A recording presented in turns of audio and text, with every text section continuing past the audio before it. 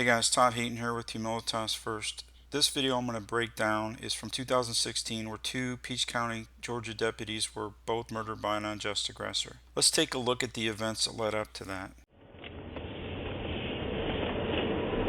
St. Thomas Aquinas said an error in the beginning is an error indeed. Why? The errors tend to compound. So we start out on this one where the officers have talked to the complainant. The complainants have said that this neighbor just threatened them with the shotgun. So pulling right up in front of the house is a very vulnerable position. What position would be a better position?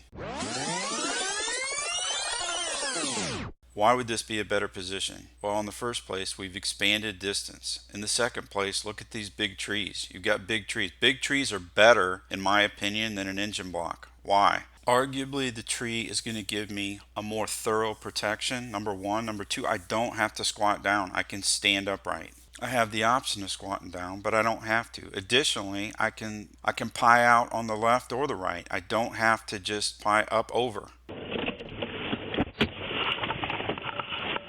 So what's wrong with this picture? Well, the first thing is if this guy just threatened somebody with the shotgun, why are we not paying attention to him? Why don't we want to have eyes on him as he's coming out to meet us? That's the first problem. The second problem is look where his left hand is, buried deep down in that pocket. That cannot stand. That has to get challenged. I got it. Tell me what's going on with your neighbor. Man, I've had multiple complaints with these people over here. So some of the problems that I see at this stage are, we still haven't patted this guy down. He just threatened somebody with the shotgun, and when there's one gun, there's two guns. That's what you have to assume. Now, the officer in his defense, he can't see this, but look at this area right here. To me, it looks like you can even see the imprint of the gun that he has on his right side, that Glock. He's still got his hand buried in his left pocket. And look at the positioning, this initial positioning. This is a major problem. It appears to me that the contact officer, he's the one doing all the talking to this guy.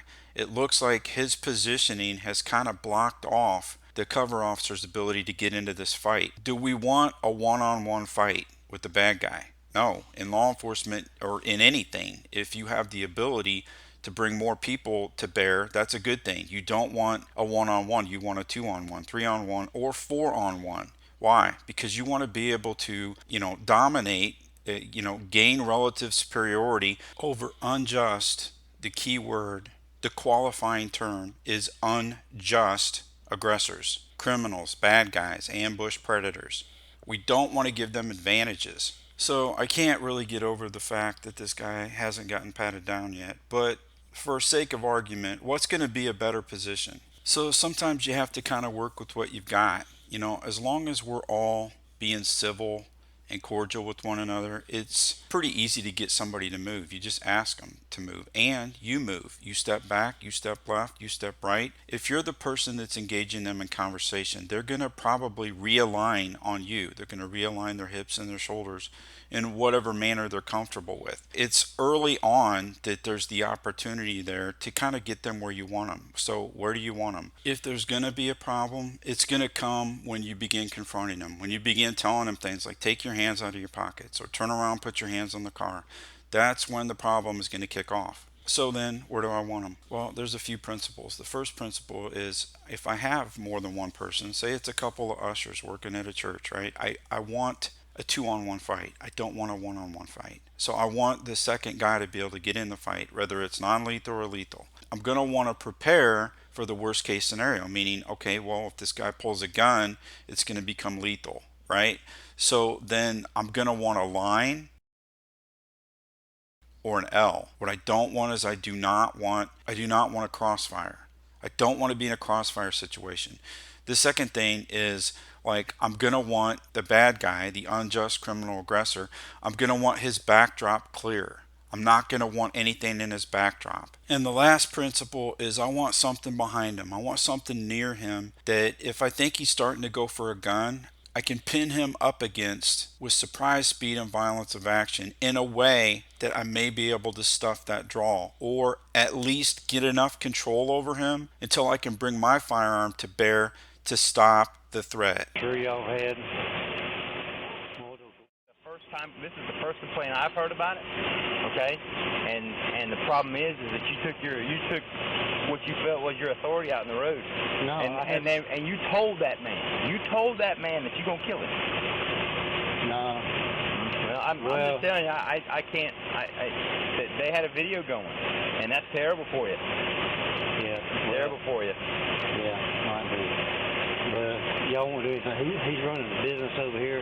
He's not paying taxes. Y'all won't do anything about it. I've already been to the marshal about it. Jimmy won't do anything about it. For the last 10, 11 months, man, it ain't been nothing but pure hell in this neighborhood because of them. Where's your gun at? The first thing that I notice about the contact officer's positioning is it looks like his feet are together, which, you can kind of see this rock where it's like his hips are kind of rocking forward and backward. I don't like that. If you have a decent fighting stance, that's going to give you mobility and stability if you need to react. If you need to take some kind of initiative, some kind of action. If you caught that last thing the deputy said, where's the gun at? I believe he's talking about the shotgun. What difference does that make?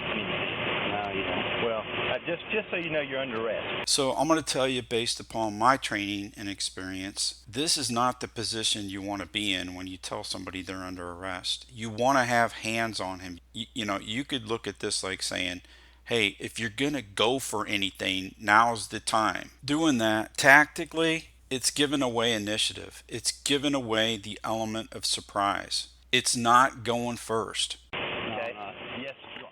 The video does not show this guy shoot these two deputies, but you can see from the beginning, initiative was never gained. It was constantly given away to this guy, constantly deferred, right up until the very end, at which point he tries to regain initiative.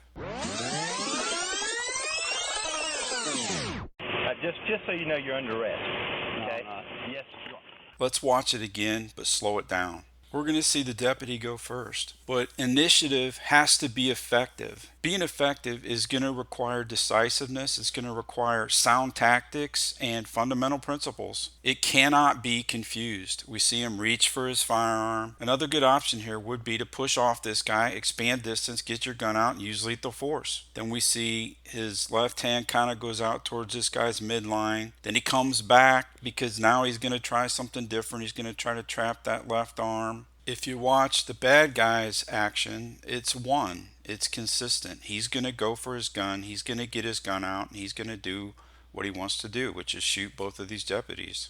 When it comes to violent confrontations, when it comes to deadly force confrontations, whether you're a police officer or a civilian, you have to consider initiative. Initiative is very important. That's going first. That's gaining the element of surprise, but it's not everything.